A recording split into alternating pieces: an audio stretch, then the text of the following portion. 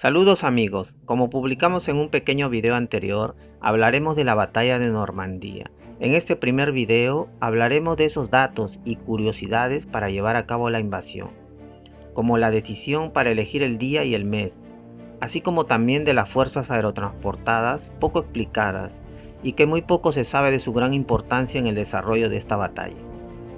Casi siempre relacionamos la invasión de Normandía con esa imagen de las lanchas en el mar, desembarcando y tomando las playas, con ese intercambio de fuego entre los aliados y las defensas alemanas, influenciadas por películas como Salvado al Soldado Ryan, pero hay mucho más detrás de ese gran desembarco, que trataremos de explicar en este video.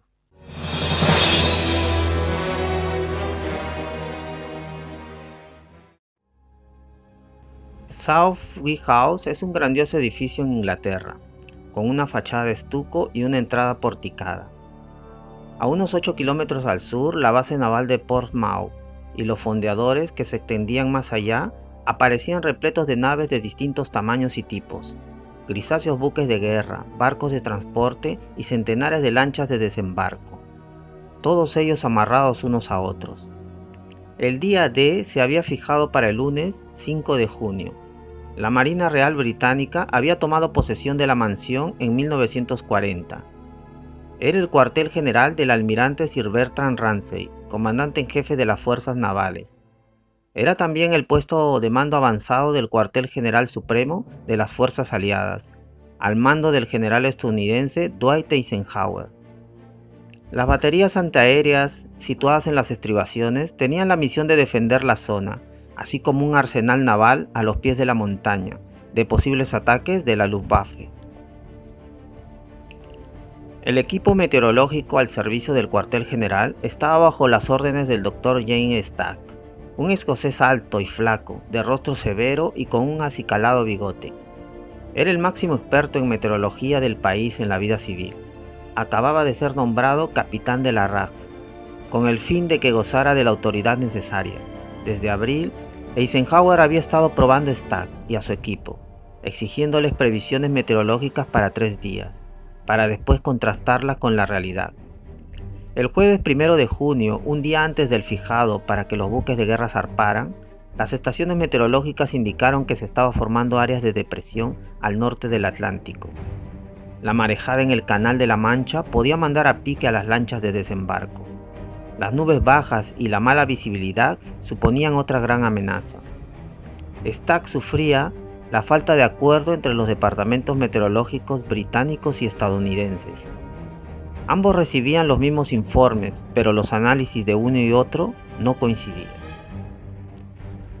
Posponer la invasión conllevaba un sinfín de riesgos. No se podían encerrar 175.000 soldados de las 2 primeras tandas de fuerzas invasoras en sus buques y lanchas en medio de la marejada, sin que perdieran su espíritu de combate. La posibilidad de que por una razón u otra se produjeran filtraciones era muy elevada. Toda Gran Bretaña sabía del día D, también lo sabían los alemanes, pero debían evitarse a toda costa que el enemigo se enterara de su fecha precisa y de dónde tendría lugar el ataque. En la reunión de la tarde del 2 de junio, Stack debía dar su opinión firme sobre el empeoramiento de las condiciones climatológicas durante el fin de semana. La decisión de seguir adelante según lo previsto o posponer el comienzo de la operación debía tomarse de inmediato. Y bien Stack, dijo Eisenhower, ¿qué noticias nos traes esta vez? Las condiciones climatológicas desde las Islas Británicas hasta Terranova han cambiado considerablemente estos últimos días, y ahora no son nada favorables, respondió Stack.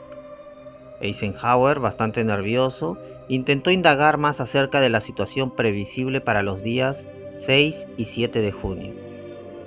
En la reunión del domingo 4 de junio, a las 9:30 de la noche, empezó la reunión de los mandos. Caballeros, dijo Stack, ayer por la noche se ha producido una rápida e inesperada evolución en el norte del Atlántico, y va a haber una leve mejoría a partir del lunes por la tarde. No es que fuera a ser un tiempo ideal, pero será lo suficientemente bueno. Eisenhower recuperó la sonrisa, la tensión reinante empezó a disminuir. Eisenhower se volvió hacia Montgomery, que vestía su característico uniforme no convencional, el jersey beige y los pantalones de pana bombachados. ¿Ve alguna razón para que no comencemos el martes? No, contestó el general británico, de manera enfática. Yo diría adelante. En la madrugada del lunes 5 de junio se conocieron más datos que venían a confirmar una mejora del tiempo. En esa reunión se discutieron nuevos particulares, pero todos estaban impacientes por marchar, y la sala no tardó en quedar vacía. Había mucho que hacer para que los 5.000 barcos de casi una docena de países distintos zarparan y tomaran las rutas marítimas preestablecidas. La aportación de Stagg en los partes meteorológicos fue de gran importancia. Es uno de esos héroes anónimos de que muy poco se habla. La manera como influenció en Eisenhower para cambiar la fecha del desembarco fue crucial. Posiblemente sin sus informes y análisis, la historia hubiera sido diferente para los aliados.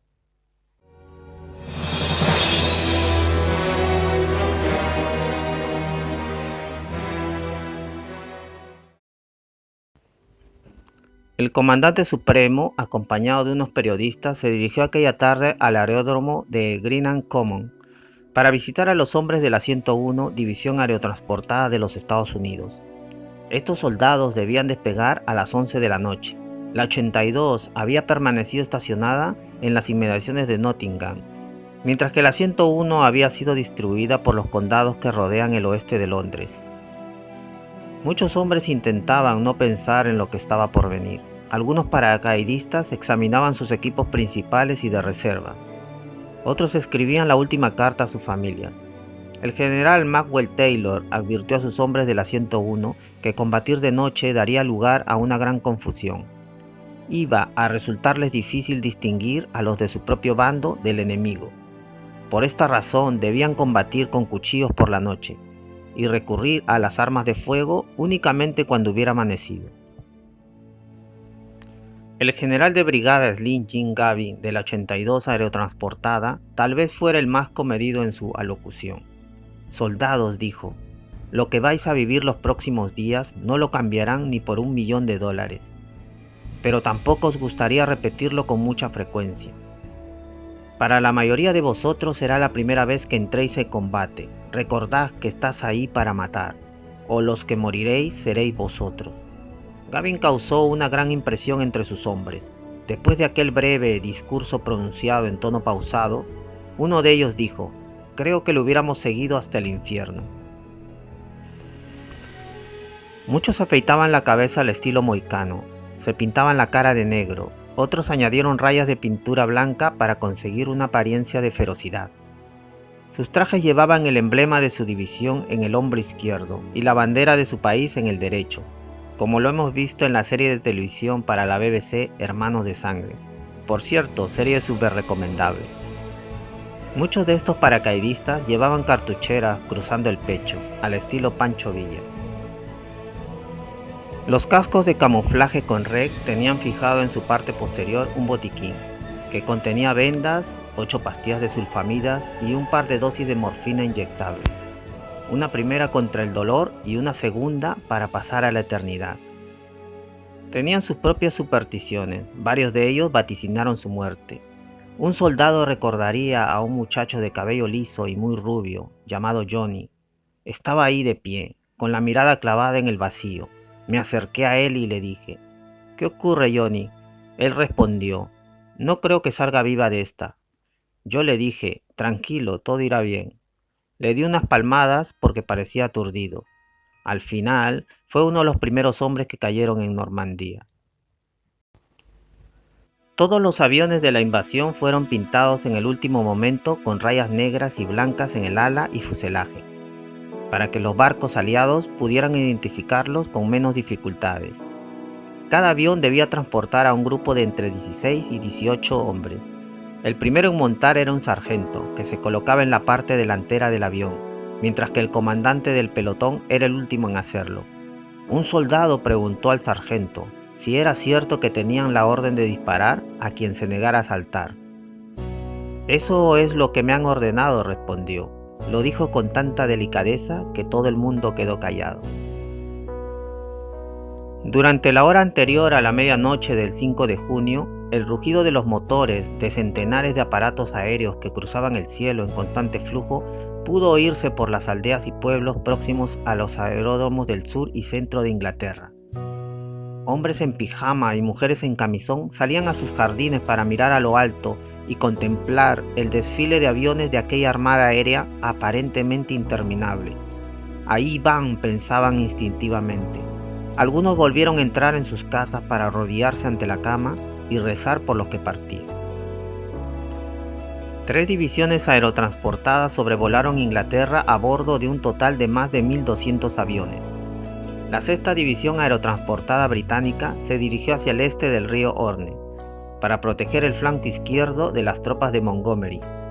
La 101 y la 82 Aerotransportada de los Estados Unidos serían lanzadas en la península de Contentin, para ocupar puntos estratégicos, especialmente las zonas anegadas próximas a la playa Utah.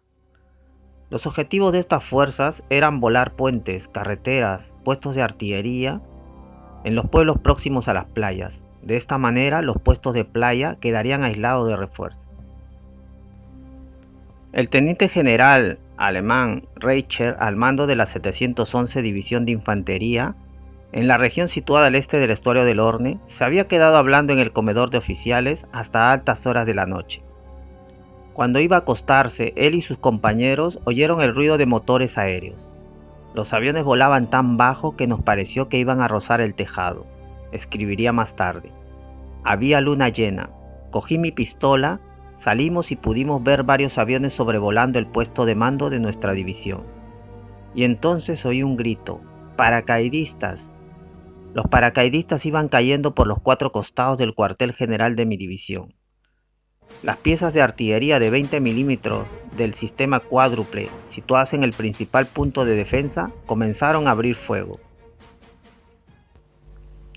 Bueno amigos, hasta aquí este primer video. Como ven, intento relatar muchas curiosidades, detalles e historias de la batalla de Normandía. Proseguiremos en un próximo video o, si lo amerita, otro video más. Dejen sus comentarios y sus likes y no se olviden de suscribirse, activando la campanita para las futuras publicaciones del canal. También pueden seguirme en mis redes, los enlaces en la descripción del video. Un saludo y nos vemos hasta la próxima historia.